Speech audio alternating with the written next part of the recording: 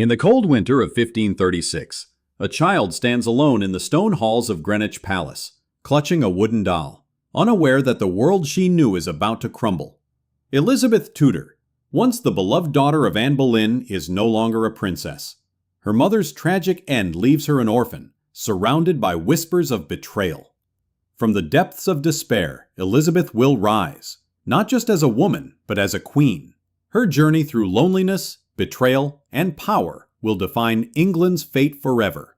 This is the untold story of the woman who became a legend. It was a bitter winter morning when Elizabeth's life was torn apart.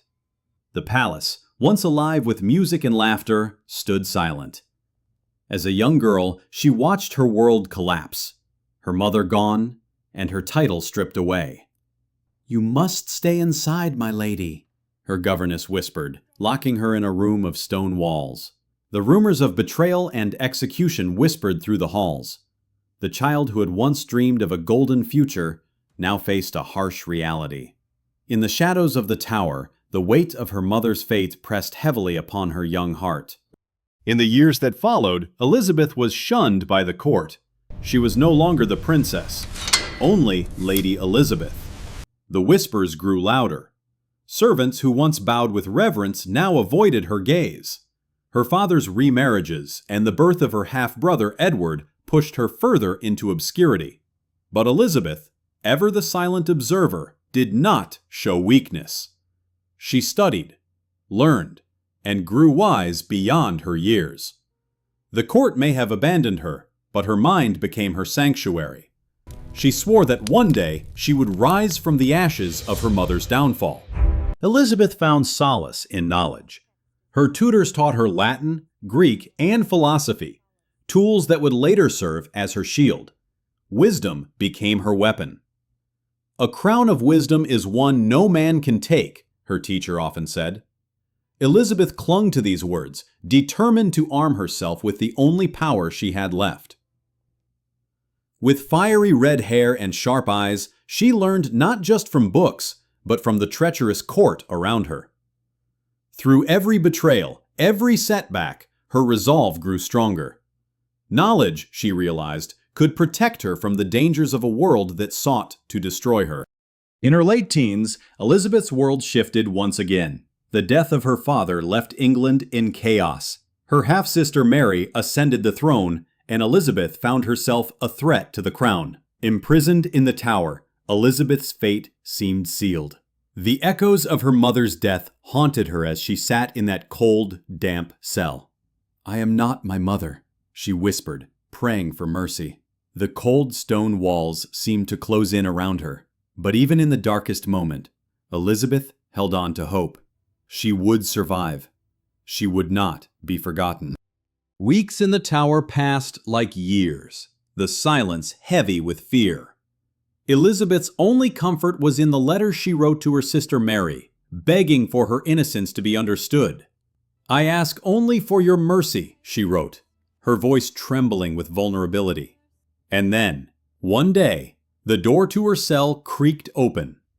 The guard's words were simple, but they shattered her fears. "The Queen has ordered your release." Elizabeth stepped out of the tower, breathing in the cold air of freedom, but with it came the unshakable knowledge that survival had come at a terrible price. It was a gray morning in 1558 when Elizabeth ascended to the throne.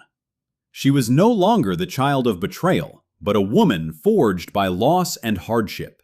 As she stood before her people, the weight of the crown was not one of triumph, but of responsibility.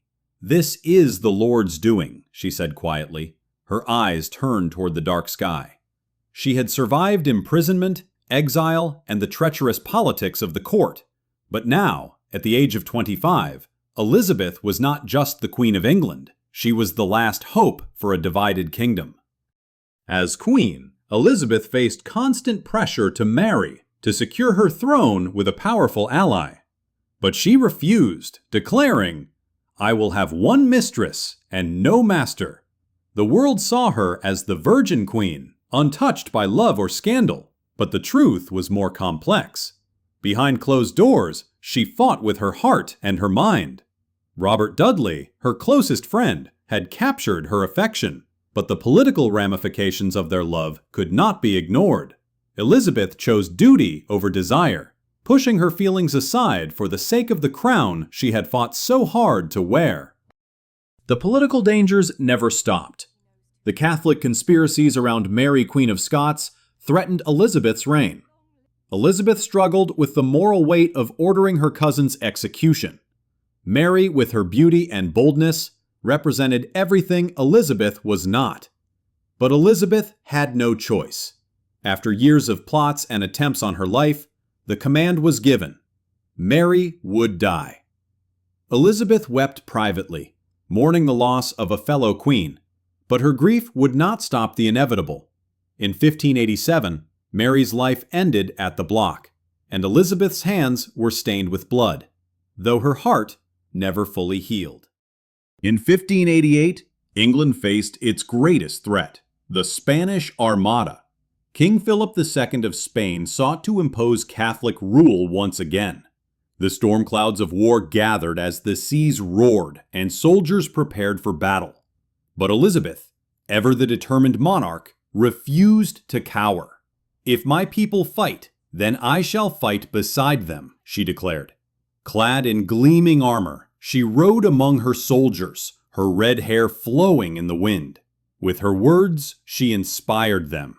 When the Armada was finally defeated, Elizabeth stood victorious, not just as a queen, but as a symbol of England's indomitable spirit. In her final years, Elizabeth's strength waned. Her advisors were young, and the kingdom she had built seemed to slip from her grasp. But even in the face of death, Elizabeth remained resolute. She had given her all to England, but the price of power was loneliness. Her once vibrant personality faded, and the crown she wore now felt like a burden. On her deathbed, Elizabeth looked back on her life, her victories, her sacrifices, and the legacy she would leave behind. "I've seen England rise," she whispered, a final testament to the queen who had defied all odds. Elizabeth's journey was one of survival, power, and sacrifice. She rose from the ashes of the Trail to become the queen who would reshape England's destiny. Her story is a testament to the strength of a woman who refused to bow, a queen who chose duty over love and faced every challenge with unyielding resolve. But her legacy is more than just the history of a monarch. It's the story of a nation transformed. Join us as we dive deeper into the life of Elizabeth Tudor, the Virgin Queen, whose reign defined an era and whose spirit lives on. Don't miss out. Subscribe now.